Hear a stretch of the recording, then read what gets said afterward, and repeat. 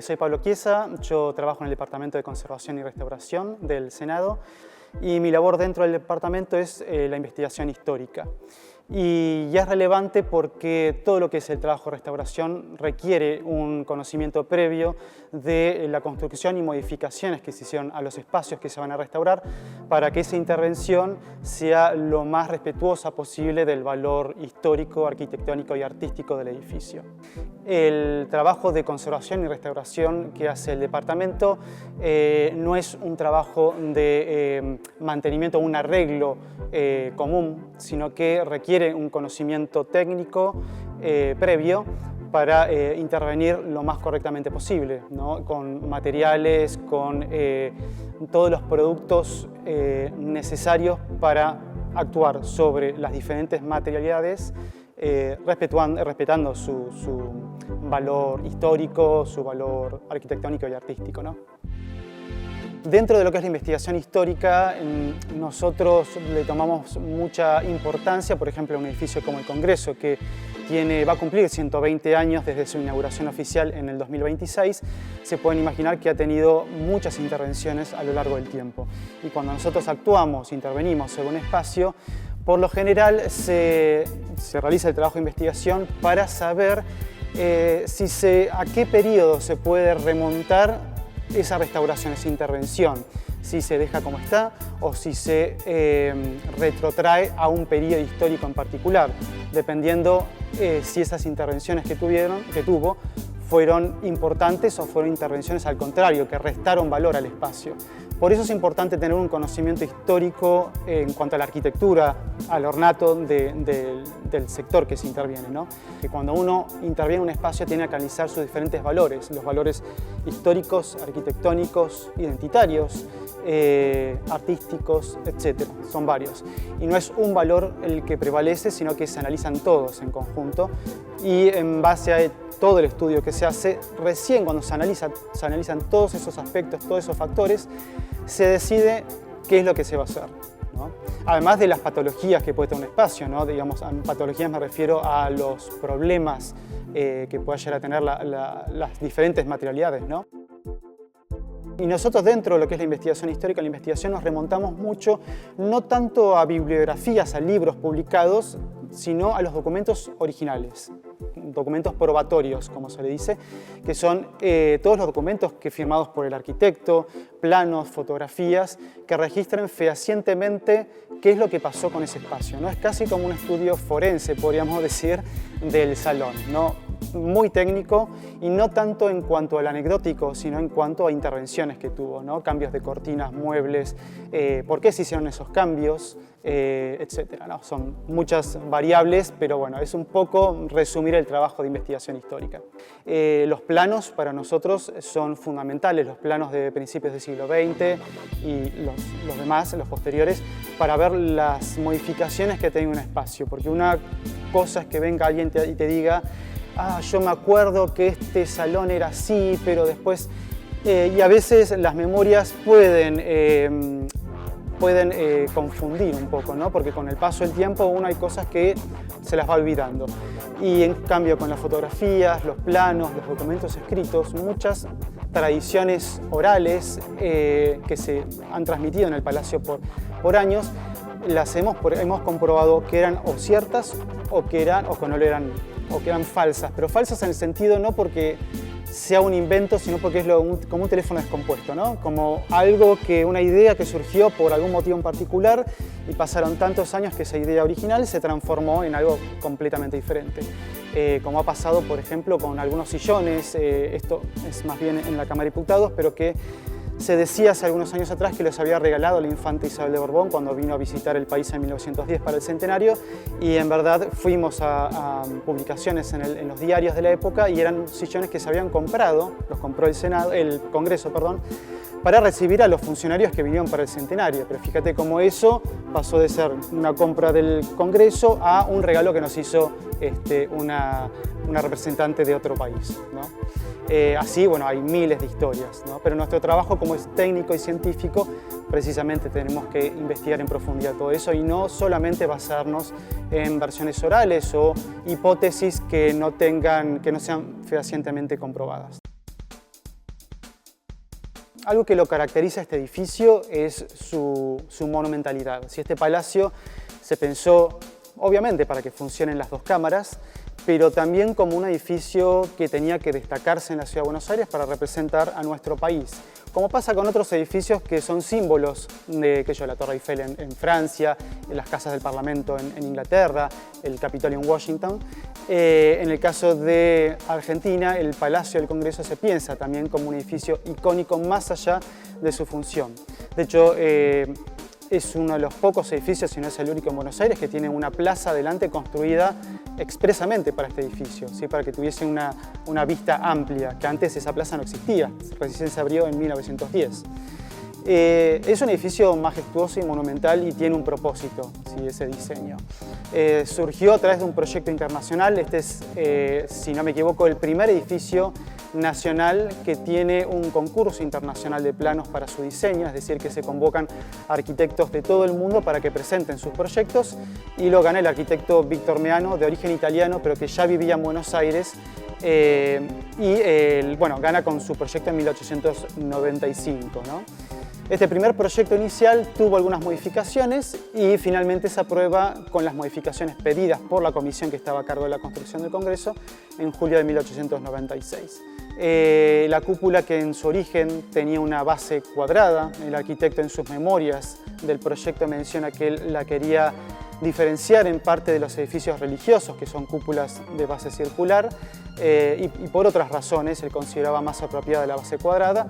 Pero bueno, la comisión, que estaba compuesta por senadores y diputados, con Pellegrini como presidente de esta comisión, Carlos Pellegrini, le pidieron que cambiara la cúpula por una más majestuosa, ¿sí? Por la que tenemos ahora, ¿no? Así que esta comisión tomó decisiones en cuanto al diseño del palacio. Así que, si bien el arquitecto Meano es el arquitecto que lo diseña, la comisión tomó varias decisiones en cuanto también el uso de los salones, cómo tenían que ser los interiores y también el aspecto general. Después se llama licitación para la construcción, porque una cosa es el arquitecto que diseña y que después va a dirigir la obra, y otra cosa es quién lo va a construir al edificio, ¿no? La ganó una empresa constructora que fue de los hermanos Besana, ¿sí? Paolo y Soave Besana, que también eran de origen italiano. La construcción empieza en 1897 y se va a extender casi sin frenos hasta 1914. Pero el palacio va a tener una inauguración oficial el 12 de mayo de 1906. Una inauguración a las apuradas porque había necesidad de espacio para sesionar. Los interiores estaban en su mayor parte terminados, menos los grandes salones de recibo, que son el atrio, el salón azul, el salón de las provincias. Eso se va a terminar más tarde porque tiene una carga decorativa mayor.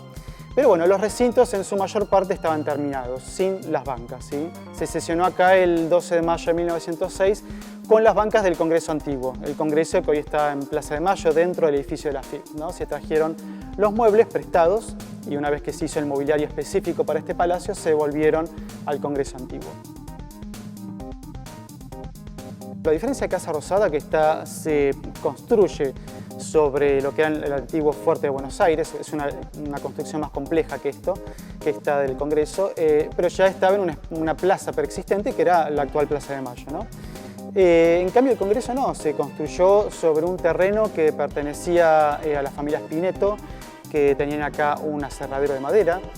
Habían galpones, digamos, construcciones bastante rústicas, y todo lo que es la Plaza del Congreso tenía otras construcciones, ¿no?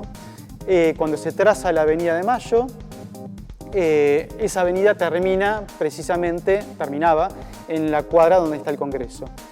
Y ya en el proyecto inicial de construcción del palacio, el arquitecto Meano empieza a plantear alguna plaza chiquita frente al Congreso, pero no la plaza monumental que tenemos hoy. De hecho, en el primer proyecto que Carlos Taís, el famoso paisajista de origen francés, que diseñó muchos de los parques de Buenos Aires, presenta un proyecto para la Plaza del Congreso, Meano publica una nota en la que critica este proyecto porque decía que era una visual muy amplia para la que él había pensado el palacio. El palacio él lo proyecta con la Avenida de Mayo terminando en la Avenida Entre Ríos.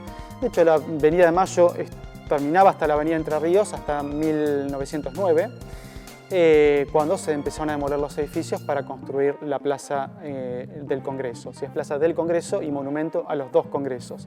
Por lo general hay alguna confusión respecto al nombre, ¿no? más la Plaza Lorea que está más atrás.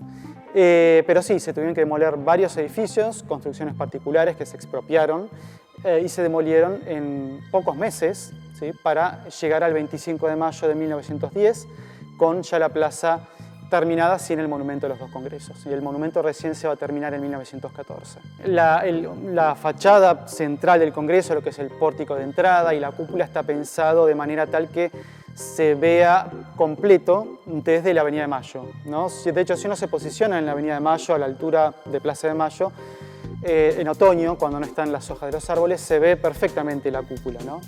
Pero lo que pasa es cuando uno se acerca a la plaza, el monumento de los dos congresos está situado justo en el centro del eje y corta la visual, ¿sí? De hecho, hubo un proyecto presentado por legisladores para, cuando se había empezado a construir este monumento, para desarmarlo y llevarlo a los bosques de Palermo y que no tapara la visual del Congreso. Pero bueno, evidentemente eso no sucedió y el monumento, que es bellísimo, es un gran monumento, lo tenemos hoy en la plaza. Corta un poco la visual, pero si te posicionas lejos, no tanto.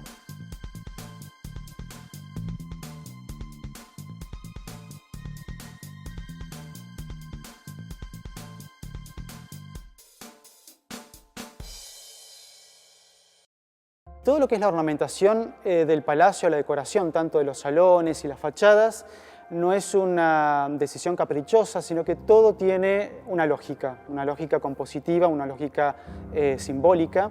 Gran parte de esos elementos decorativos, escultóricos y desde los ornamentos más pequeños hasta los más grandes, fueron en su mayor parte proyectados por el arquitecto Meano, ¿sí? Que tenía una gran formación como arquitecto en Italia. Esto lo sabemos porque está volcado en sus memorias, en los planos, ¿sí? Si uno ve los planos presentados por él, hasta presentaba los diseños para las columnas de hierro, ¿no? Pensó hasta los mínimos detalles. Y todo el edificio está planteado dentro de una composición clasicista, ¿sí? De lo que es el clasicismo grecorromano, pero en un planteo moderno. Si él mismo lo dice así, dice que va a tomar los mejores elementos del griego romano y lo va a llevar a esta construcción para él moderna, proyectado a finales del siglo XIX, ¿no? Con una gran carga decorativa, ¿no? Desde elementos típicamente clásicos, capiteles jónicos, dóricos, corintios, hasta grandes grupos escultóricos. Los más importantes que tenemos son aquellos que había proyectado Lola Mora, en verdad le encarga el Estado Nacional en 1903, con diferentes simbologías a la libertad, la paz, el trabajo, la justicia, la fuerza, y que se ordenó su retiro de la fachada en 1921. ¿Sí? Se retiraron efectivamente en enero del 22 y hoy tenemos calcos, ¿sí? Réplicas de aquellas, porque los originales están en Jujuy, ya que se donaron a la provincia. Y la cuadriga, ¿sí? Monumental que tenemos que corona el frente principal del palacio, obra del italiano también, Víctor de Paul, que compitió con Lola Mora para ver quién ganaba esta lucha para la escultura, y bueno, la termina ganando él, y la termina recién para 1914, es una gran obra escultórica.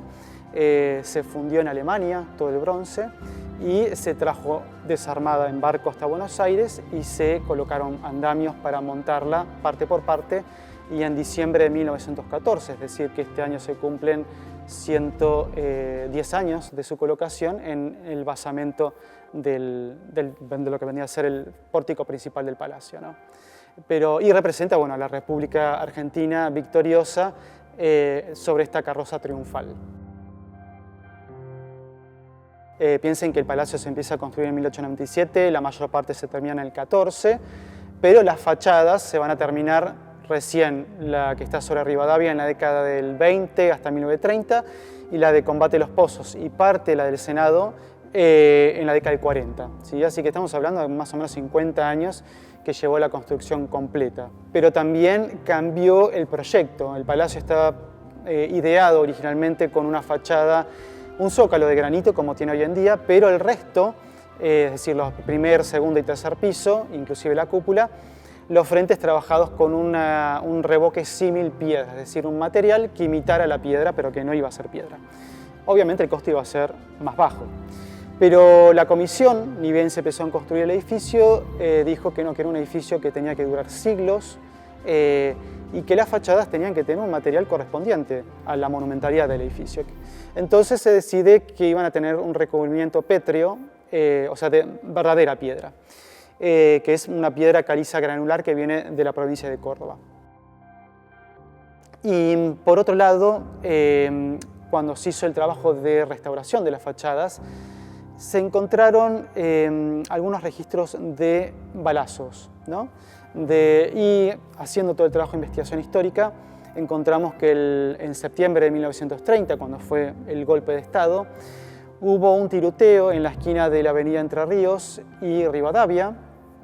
Las crónicas, porque eso se volcó en los diarios, detallan que el colegio militar venía en camino por Rivadavia en dirección a la Plaza de Mayo para tomar Casa Rosada, y al pasar frente al Congreso recibieron una balacera.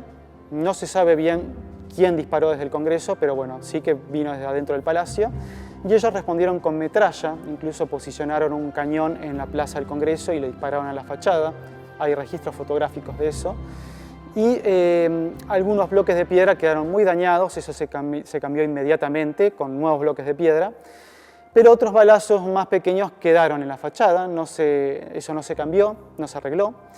Y bueno, cuando se hizo el trabajo de restauración se decidió dejarlo porque es parte del registro histórico, ¿sí? Por eso cuando hablaba al principio de cuando uno hace intervención de un espacio, se analizan diferentes factores, el valor artístico, arquitectónico, histórico, y se contraponen entre ellos, ¿no? Porque uno podría decir, bueno, el impacto de bala está afectando el valor estético, ¿no? Porque no deja de ser una rotura sobre la piedra. Pero ahí sí tiene más valor la historia, ¿sí? Porque fue el golpe de Estado de 1930. Entonces ahí el valor histórico tiene mayor importancia que el estético, en este caso en particular. Por eso se decide dejar el registro del balazo y no arreglarlo, por decirlo de cierto modo.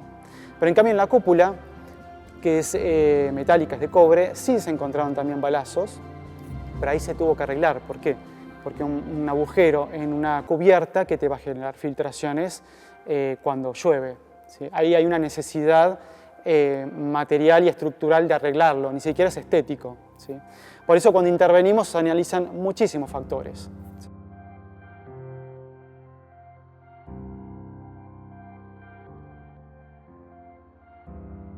Un caso en particular de investigación histórica muy bueno fue el vitral del Salón de las Provincias, ¿no? Que es el vestíbulo principal del palacio. Ese vitral, el vitral que tenemos hoy, no es el primer vitral que tuvo el espacio. Hubo otro vitral antes, que una investigación que hicimos con Soledad Castro, que es la vitralista y coordinadora del Departamento de Conservación, y otra investigadora que hoy ya no trabaja en el departamento, pero que estuvo en el proceso, digamos, de búsqueda de documentación. A través primero de las fotografías descubrimos que en las fotos históricas de 1916 había otro vitral que no es el que tenemos hoy. Y después dijimos, bueno, se decía en la memoria, en la tradición oral, que había habido un incendio ahí. Cuando se hicieron cateos se encontró material carbonizado también. Y se convocó a la policía y a los bomberos. Ellos nos pasaron las fechas, los registros históricos que tenían de incendios en el Congreso, en el Senado. Y en base a esa fecha fuimos a los diarios, porque dijimos, si fue un incendio importante, tiene que haber salido en los medios. Y así fue como llegamos a que en enero de 1974 hubo un incendio aparentemente intencional en ese sector y por el cual se habría destruido, sería el motivo por el cual se destruyó el vitral original, y hoy tenemos otro que se debe haber construido entre el año 74 y 1985. Bueno, el trabajo de investigación es continuo, los documentos van apareciendo a veces de a poco, así que quizás el discurso o la historia que decimos hoy puede cambiar a futuro, porque a veces encontramos documentos que nos hacen cambiar ese guión, ¿no? Nos ha pasado, por ejemplo, con el recinto de sesiones. Encontramos dentro, digamos, los diferentes archivos en los que investigamos está también el archivo de leyes del Senado, el nombre es la subdirección de registro y archivo de leyes, y hemos encontrado, por ejemplo, ahí un registro de una carta en la cual se pide que para la inauguración del palacio en el 12 de mayo de 1906 se le pide al Ministerio de Hacienda si podía acelerar el ingreso del barco que traía el piso de parquet del recinto, porque estaba próxima a la fecha de inauguración y todavía no habían podido colocar el piso de madera. Y encontramos esta nota en el Archivo de Leyes en la que precisamente se pide esto y el Ministerio de Hacienda dice que no, porque había un reglamento que cumplir para el ingreso de barcos al puerto. Así que después fuimos a los diarios cuando se inauguró y precisamente se menciona que se critica el piso que tenía el recinto, que decía era un piso digno de un hotel, o sea, como diciendo que no era un piso muy bueno, y es porque se colocó un piso temporal hasta tanto se pudo ingresar desde el puerto el piso definitivo, ¿no? Son cuestiones anecdóticas, pero nos muestran también todos los problemas que hubo en la construcción, ¿no? A veces nos encontramos con documentos en lugares insólitos. Acá mismo en el Salón Eva Perón, cuando se intervino en la restauración, se tuvo que hacer todo el trabajo de adecuación tecnológica y cuando se levantó el piso se encontraron papeles de diario pegados por detrás, fechados en 1904 de un diario alemán, lo que nos permitió tener la hipótesis, ¿no? Porque esto no es un dato certero, de quizás el origen de los talleres que fabricaron estos pisos, porque como les dije, los del recinto se habían traído en barco, y probablemente se haya traído en barco desde algún taller de origen alemán, porque era un diario alemán, y la fecha aproximada en la que se coloca, ¿sí? Si es de 1904, probablemente se usó un diario antiguo, un diario viejo, y sabemos que para el 6 ya estaba colocado, ¿sí? Así que son datos que los entrecruzamos con las materialidades, los documentos y nos permiten acercarnos a las fechas en que se fueron construyendo y modificando también los salones, ¿no?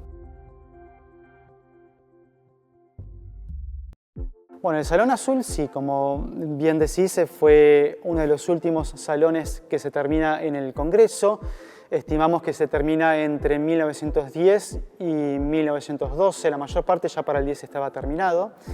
Y lo que es interesante porque ahí tenemos un trabajo de investigación muy lindo para contar, porque nosotros, como es un edificio público, mucha de la documentación está en archivos del Estado. Pero también, como acá trabaja una empresa constructora, una empresa particular y privada, esos documentos, por ejemplo, de los artistas, porque si bien tenemos a Lola Mora y Víctor de Paul, que fueron contratados directamente por el Estado Nacional para realizar esas esculturas, hubo muchísimas esculturas que vemos en la fachada, por ejemplo las cariátides de bronce que vemos ni bien entramos, a los costados de las puertas de la entrada de senadores, por ejemplo.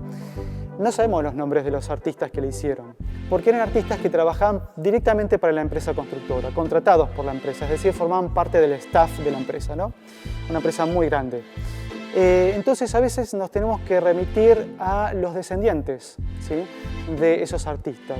Algunos no los conocemos y se han puesto en contacto con el Senado porque en la tradición oral de la familia se decía que su antepasado había trabajado para el Congreso, porque se podrán imaginar que un antepasado haya realizado alguna escultura o decoración para el Congreso es sumamente valioso, ¿no?, en la historia familiar. Así que a veces se ponen en contacto con nosotros y otras veces nosotros nos ponemos en contacto con ellos porque, que fue el caso de los Azareto. Fueron los que construyeron la araña del Salón Azul. Es una araña magnífica, una obra singular sin duda en Argentina, y que fue realizada expresamente para el centenario de la Revolución de Mayo, pero no para el Congreso, se hizo para la Exposición Industrial, una exposición en la que se convocaba a las mayores empresas de Argentina para que mostraran los productos que hacían, ¿sí?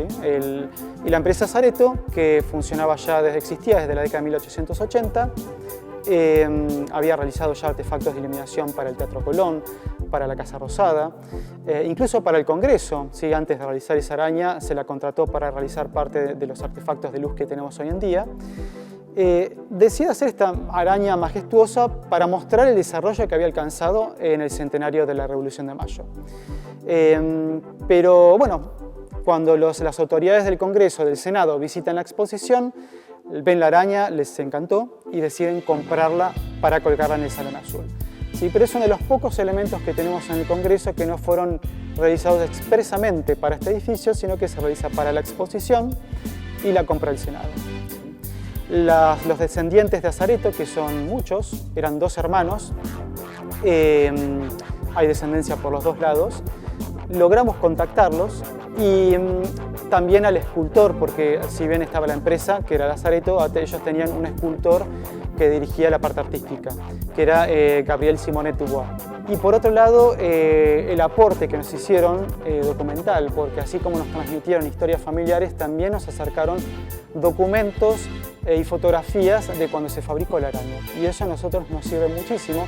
Por ejemplo, para la hora de restaurar la araña, ver en las fotos originales las tulipas o difusores de vidrio que tenía originalmente, que no son los que tiene hoy, y otros, así hay muchísimos otros datos que nos sirven a la hora de restaurar. Y también demostrar no la escala, pero el lado humano de este edificio, ¿sí? De toda la gente que trabajó en su construcción y decoración, porque estamos acostumbrados a ver un edificio majestuoso que uno no toma, digamos, la escala que tiene nos hace difícil pensar que fueron personas las que los construyeron, y la cantidad de personas además que trabajaron acá en 50 años se pueden imaginar, y que cada uno con sus diferentes formaciones, ¿sí? Carpinteros, marmoleros, escultores, y así, muchísimas profesiones más, y que, plasmaron acá su obra.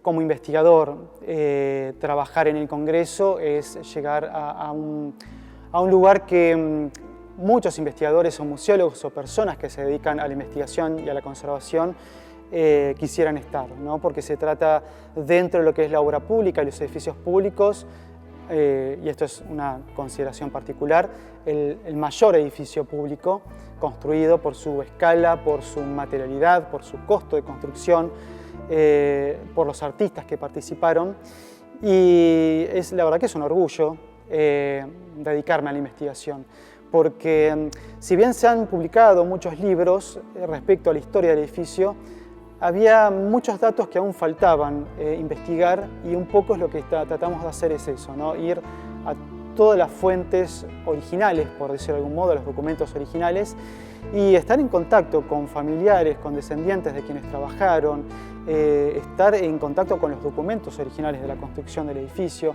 leer las palabras del arquitecto, de los legisladores que formaban parte de la comisión, y ver 100 años, casi 120 años después, cómo esas ideas se llevaron a cabo o no, cómo ya en 1890, 1896 se proyecta esto como un edificio monumental, un edificio que tenía que durar siglos, y hoy lo vemos y parece un edificio eterno que siempre estuvo, y sin embargo es un edificio relativamente joven para lo que es la arquitectura de Argentina, y es sumamente interesante, y estamos haciendo un trabajo muy profundo de recopilar la mayor cantidad de documentos, de fuentes históricas, verbales, para construir